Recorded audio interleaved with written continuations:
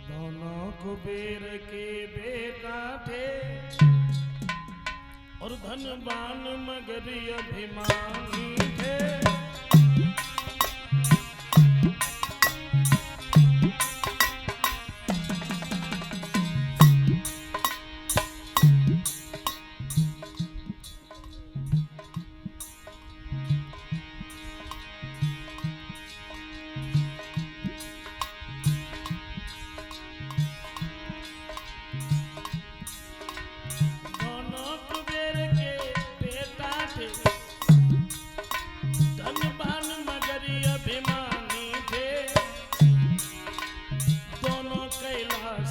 निवासी थे शिव शंकर के वरदानी थे।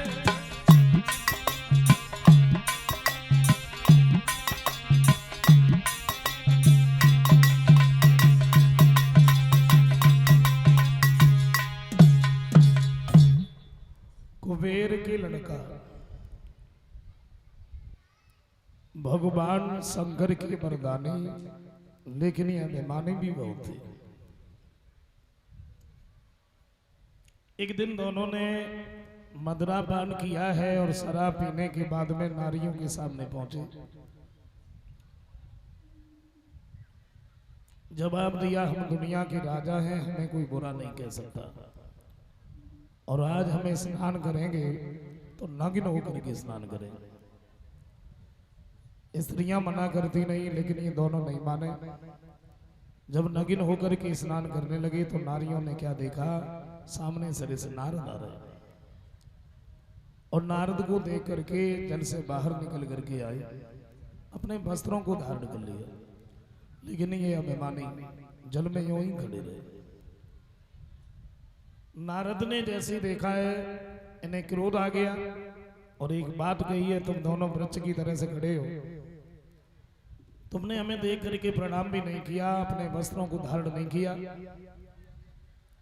तुम्हें इतना बड़ा अभिमान है, तो हम तुम्हें ये श्राप दे रहे हैं, तुम दोनों वृक्ष ही बनोगे। और जो श्राप दिया,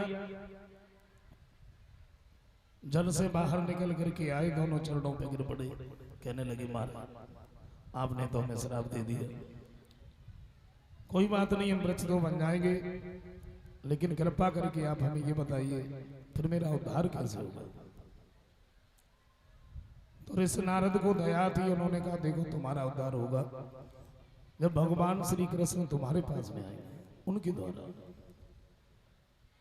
तो भगवान कन्हैया के द्वारा इन दोनों का जब उद्धार होता है,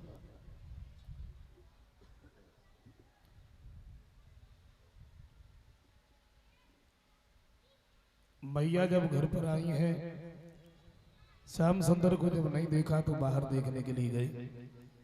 क्या देखा है, दो भारी भारी वृक्ष टूटे पड़े हैं, श्याम सुंदर उन्हीं के बीच में खेल गए, झपट करके गोद में उठा लिया। यशोदा, गोकुल के जितने भी लोग थे, सबने ये सलाह मिलाई है, श्याम और बलराम इस गोकुल में जब से पैदा हुए, कोई न कोई उपद्रव होता ही रहता है, और अब हम इस गोकुल में नहीं रहेंगे। तो तुलसी का जो वन था वृंदावन, इसमें बड़े सुंदर सुंदर महल बना करके रहने लगे। और जब वृंदावन में रह रहे थे, एक दिन भगवान कन्हैया ने देखा, जितने भी ग्वाला हैं, बलराम भैया गाय बछड़ों को चराने के लिए ले जाते, तो कन्हैया ने पूछ लिया, भैया बात क्या है।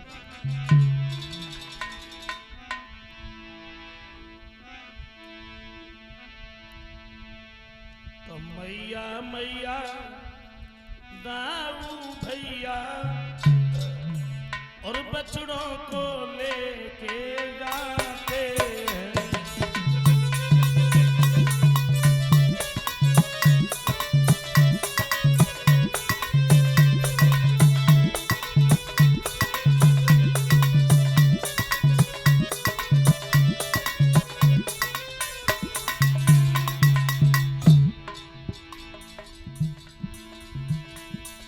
बात गई,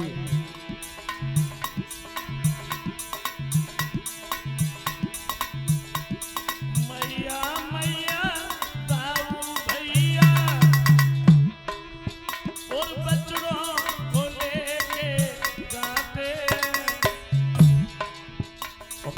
कारण से मेरी मैया जो संग हमें न ले जाते हैं।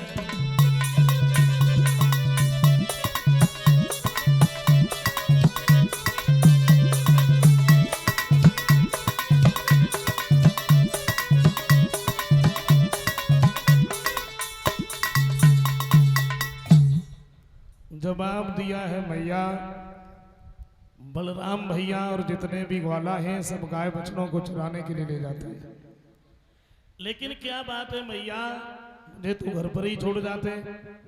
तो मैया कहती है लाला तुम वहां जाके क्या करोगे, तुम ना जाओ।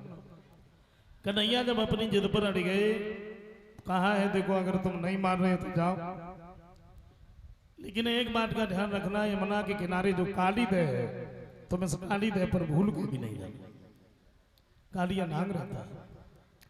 कन्हैया इधर अपनी बाल लीलाओं में लगे हैं, कंस को उधर चल नहीं है। कंस के पास में एक दिन अरे से नारद का आना हुआ, और जैसे ही नारद को देखा बड़े सुंदर से आसन पर बिठा लिया। ये महाराज मेरा तो बहुत बड़ा सौभाग्य है आज आप हमारे दरवाजे पे आए। नारद बैठ तो गए, एक बात कही, कंस क्या बात है भाई, जब कभी हम आते थे तुम्हारा चेहरा बड़ा खिला खिला सा रहता था, और अब मैं देखता हूं दिन प्रतिदिन कमजोर होते चले जाते, बात क्या।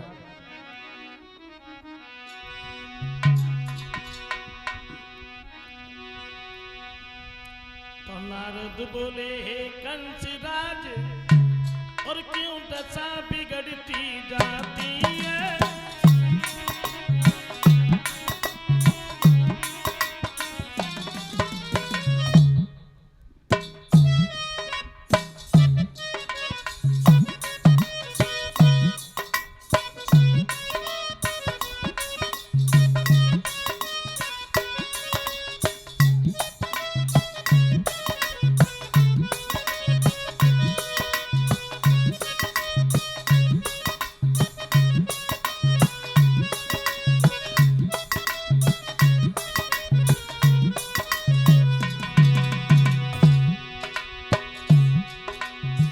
एक बात गई,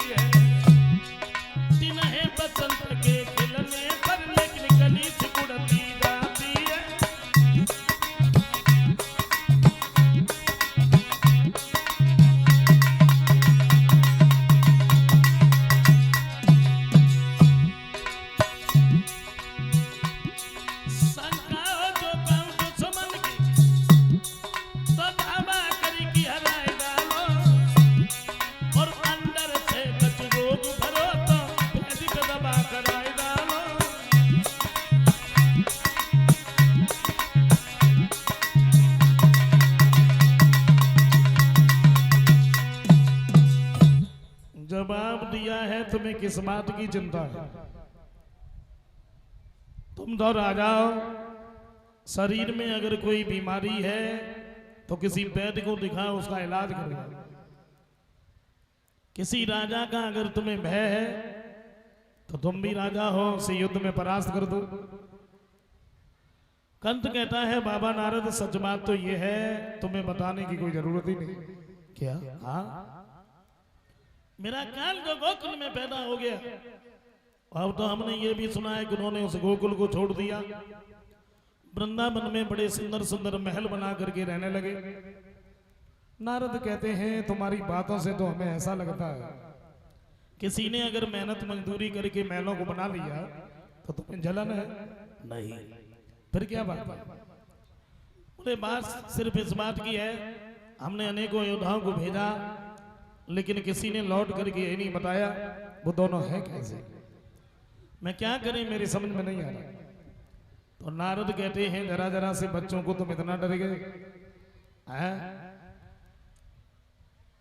बोले तुम्हें कुछ भी नहीं करना पड़ेगा और दोनों मारे जाएंगे। सो कैसे?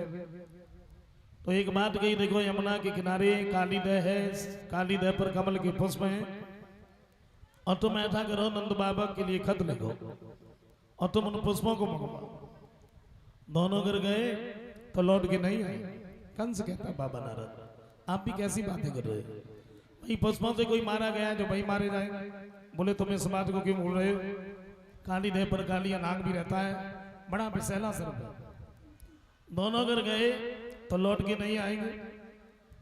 और अगर तुम्हारे पास में पुष्प न भेजे तो खत में ये लिख दो कि हम सबको पकड़ करके जेल में डाल दें। तुम्हारे आ जाए तो उन्हें मार देना। भाई हुआ।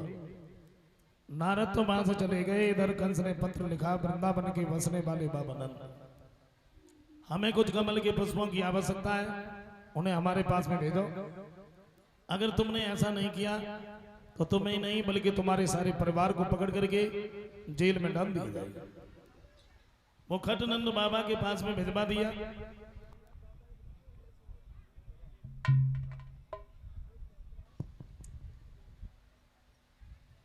नंद बाबा को जब वो पत्र मिला है, उन्होंने पत्र को खोल करके जब पढ़ा,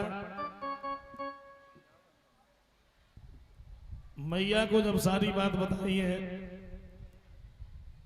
तो मैया बैठ के रोने लगी। एक बात सोचिए भला काली देह पर कौन जाएगा? कालिया नाग रहता।